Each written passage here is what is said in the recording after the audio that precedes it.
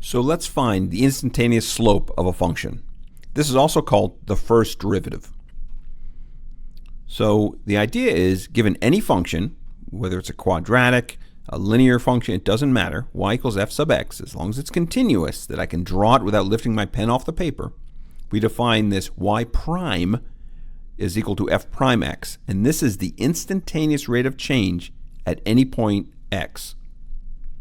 Now, sometimes this is called y prime, f prime x, or dy dx. It all means the same thing. It's the rate of change of the function y as I change the function, or as I change the value of x. That's why we say dy dx. A lot of times d means rate of change. So dy dx just means the rate of change of the y with respect to that x value. Now, formally, it looks something like this equation here. So don't let this scare you. All this is saying is f prime x is equal to the slope. What's the slope? Well, it's the function where I take the new value, x plus delta. This delta just means an infinitesimal, itty-bitty little bit added to it. I subtract that off the original function. This tells me my rate of change in the y direction. And I divide that by my rate of change in the x direction. That's that delta. So all that I'm saying is I've got this curve, and I'm going to go from here to here, and the distance I'm going is delta. And that delta is going to get smaller and smaller and smaller. It's going to get to 0. And I want to know what is the rate of change. In other words, how much am I moving in the y direction? That's all that we're doing here. So I'm saying if I move just a itty-bitty little bit in the x direction, what does that do to my y direction? What is my rate of change at that instantaneous point? All right, let me clean this up a little bit. All right, suppose we have this function. So let's do this through an example. We'll do it slow. It's really just a little bit of algebra, to be honest. So our function is negative 4 times x squared plus 5x. And I want to find the instantaneous rate of change, that y prime, that f prime sub x. So all I'm going to do is substitute in. So this is my function, negative 4x squared plus 5x. And for the first part, I'm going to substitute in for x this value, which is x plus delta. So it's going to be negative 4 x plus delta squared plus 5 times x plus delta. Right? And that's this first part of the equation, minus just the equation right back, minus 4x squared plus 5x. So that's my numerator. Now my denominator, how far did I go in the x direction? Well, I just went delta. Piece of cake. So once you get this, then the rest of it's pretty straightforward. Let's clean it up a little bit. So I'm going to square this term, x plus delta times x plus delta, and that's x squared plus 2 delta x plus delta squared. I'm going to clean this up, bring the 5 through, 5x plus 5 delta, and then a negative 4x squared becomes a positive 4x squared, and a negative plus 5x becomes a negative 5x. Okay, I'm still dividing this whole thing by delta. Next, I'm going to just multiply this negative 4 through this first part of the term. That gives me negative 4x squared minus 8 delta x minus 4 delta squared, and the rest of this hasn't changed. Next step, collect the similar terms. Again, this is just algebra. So all my x squareds I put together, all my x's I put together, and then I've got these other ones where there's only one of them, the negative 8 delta x plus 5 delta minus 4 delta squared. So if you look at this, what do you notice? Well, some things cancel out. That cancels out. Plus 5x minus 5x, that cancels out. So what do we got? I have this term, negative 8 delta x plus 5 times delta minus 4 times delta squared over delta. What do we see? All my deltas go away. They all cancel out. Oops, that one. I end up with 1 at the very end. And I end up with this, negative 8x plus 5 minus 4 delta. So going from this very first step, let me just circle it, to here, all I did was algebra. I just cleaned up the terms. And a lot of times, I know when I was working for a while and out of school, I was rusty. And you've got to be comfortable with algebra, with manipulating these variables. Okay, so that's all we've done is simplified the term. But now we're going to say, what if that delta value gets itty bitty, gets really tiny, goes to 0? As it goes to 0, then this term will go to 0, right? So this becomes, this instantaneous rate of change becomes negative 8x plus 5. So this is the function. This is y prime, or f prime sub x, for the function negative 4x squared plus 5x. This will give me, at any point x, what the slope is, instantaneous, at that point. So let's see what this looks like. Here's my original function, negative 4x squared plus 5x. It looks like a nice quadratic. And then the instantaneous slope here at x, this is that first derivative I just took, negative 8x plus 5. It's a linear function. Pretty interesting, right? From a quadratic, it goes to a linear because my rate of change is constant. So we know that the extreme point, which we're trying to find up here, occurs when the slope hits 0. So how are we going to do this? There's a three-step process. First, take the first derivative of your function. Then you're going to set it equal to 0 because we want to find the point where the slope is equal to 0. And you solve for that x. We call that x star because that's the value of x at the extreme point. This is also called the first order condition. So all we're going to do is take a derivative, set it equal to 0, find the x where that slope is equal to 0. That's my extreme point.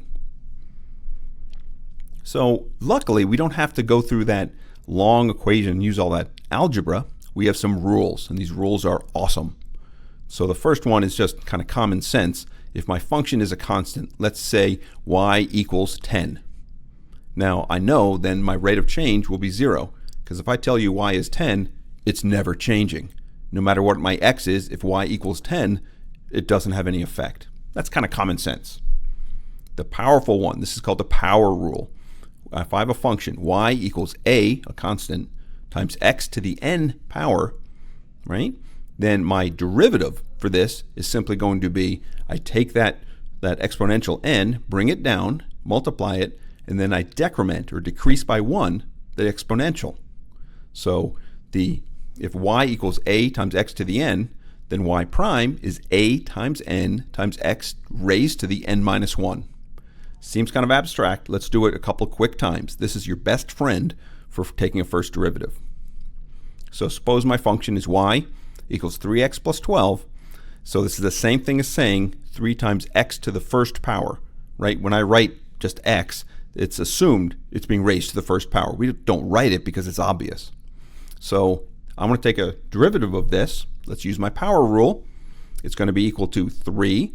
My exponential is 1, so 3 times 1. And it was x to the first. I decrement that by 1, so x to the 1 minus 1, or x to the 0th. And we know that x, any number raised to the 0 power, is equal to 1. So at the end of the day, it's 3. So y prime for this function is equal to 3. And hopefully this makes sense to you, because that's a linear function.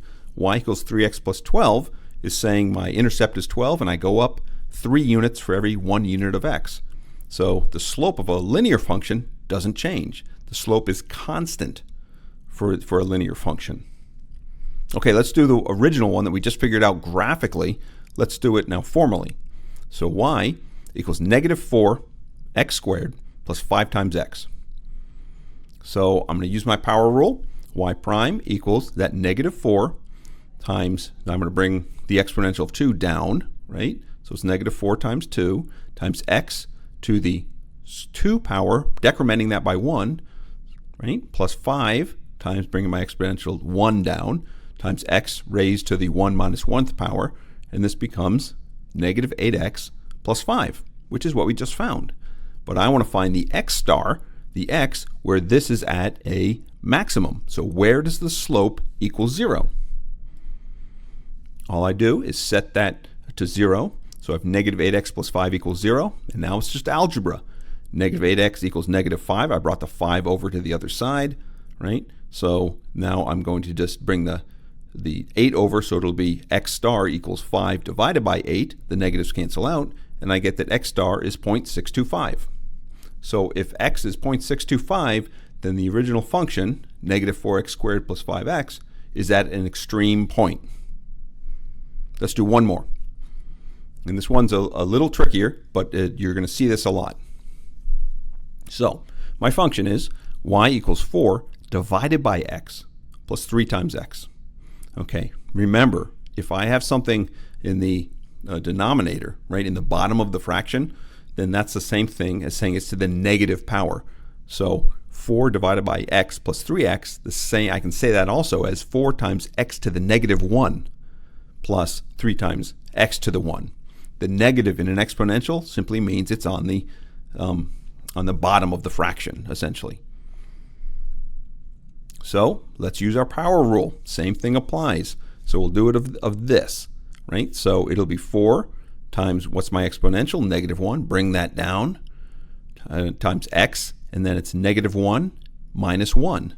So that'll become x to the minus 2. The second term, I have my 3. My exponential of 1 comes down. X to the 1 minus 1, I decrement it by 1, and I end up with minus 4x squared, minus 4 times x to the negative 2 plus 3. So now I want to find x star. Set it equal to 0. Piece of cake. So for this, I set it equal to 0. First step, I'm going to bring this 3 over to the other side. I get negative 4x to the negative 2 equals negative 3. Then I'm going to multiply both sides by negative 1, so these negatives go away. Then I'm going to multiply each side by x squared. So this goes away and it ends up showing up over here, right? That's what this is. So then I'm just going to bring the 3 back over and take the square root. So x star is going to be the square root of 4 divided by 3, which is 1.15. The same rule. Take a first derivative, set it equal to 0, solve for that x star. There are many, many different shortcuts that you can use here. There are tons of rules, a chain rule, a multiplication rule, all of these ones. We probably won't use them. If we do, I'll introduce them at that point. But what you will use is this power rule. It's very strong and widely used. But at the end of the day, all we're doing is finding the slope at an incremental change, that infinitesimal change, that delta.